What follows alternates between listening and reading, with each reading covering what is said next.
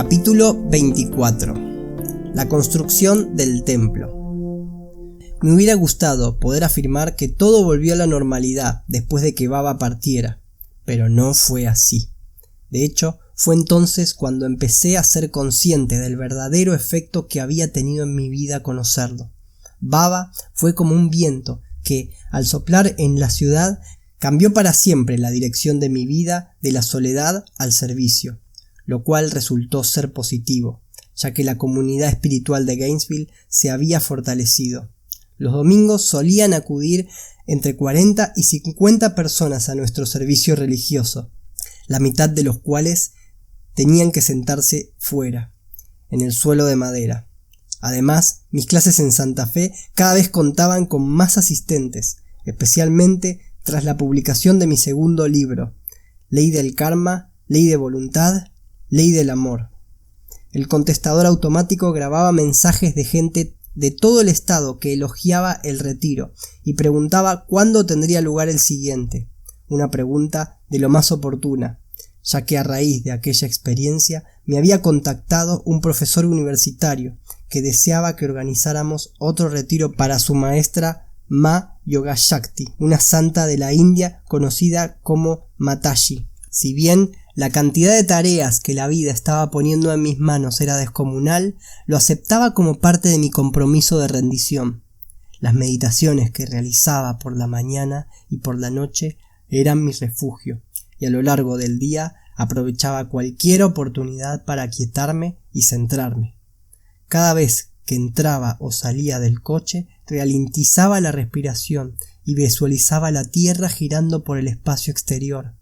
Antes de abrir una puerta, me recordaba a mí mismo que me estaba atravesando un umbral en un minucioso planeta que se hallaba en el vasto espacio vacío.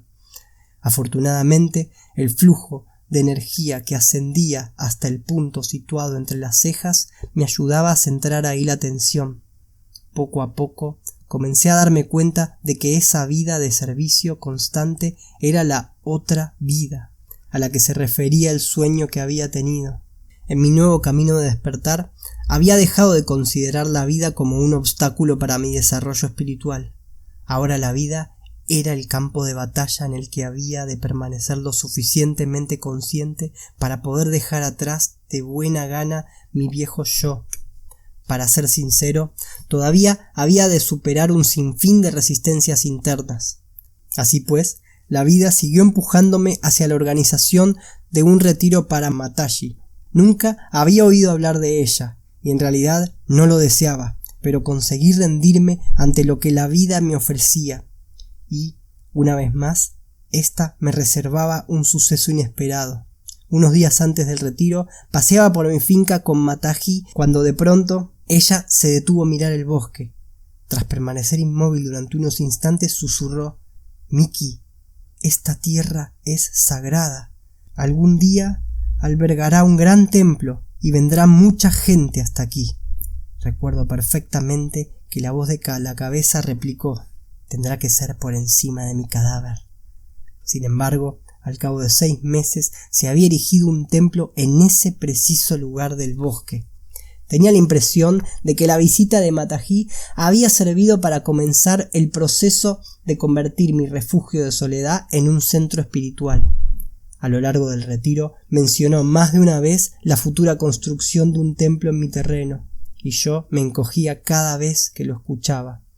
El siguiente domingo, después del servicio matinal, alguien comentó que si queríamos construir un templo debíamos empezar a recaudar fondos. Unas cuantas personas dieron un donativo y otras me ofrecieron algunos materiales. Y hasta se presentaron voluntarios para trabajar en el proyecto. Realmente no deseaba otra construcción en mi finca, pero parecía que los demás no opinaban lo mismo. Afortunadamente, para entonces tenía bastante experiencia en hacer caso omiso a lo que yo quería y, en lugar de eso, dejarme llevar por el fluir de la vida. Ese mismo domingo entré en casa, cogí una hoja y comencé a diseñar el nuevo templo. En cuestión de horas dibujé un proyecto del edificio a grandes rasgos. Deseaba que el tejado fuera el elemento más importante del diseño, de modo que consulté la cuestión con mi amigo Bob Gould, y decidimos que tuviera un tejado en forma de mariposa. Este tipo de techumbre suponía un reto al diseño convencional, por estar hundido en su centro y presentar una gran pendiente a los lados.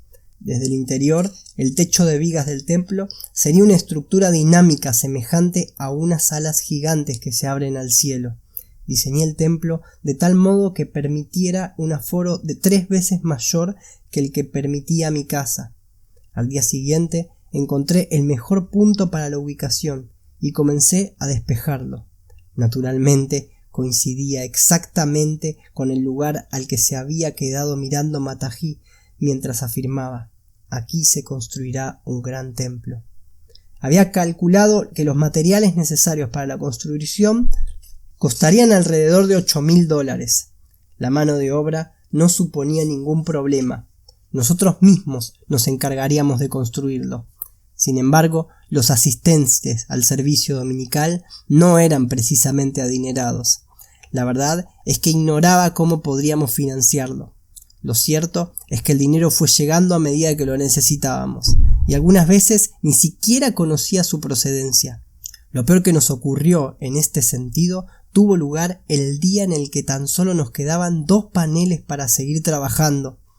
Mis colaboradores me tomaron el pelo diciendo que finalmente había ocurrido. Nos faltaba material y tendrían que mandarles a casa.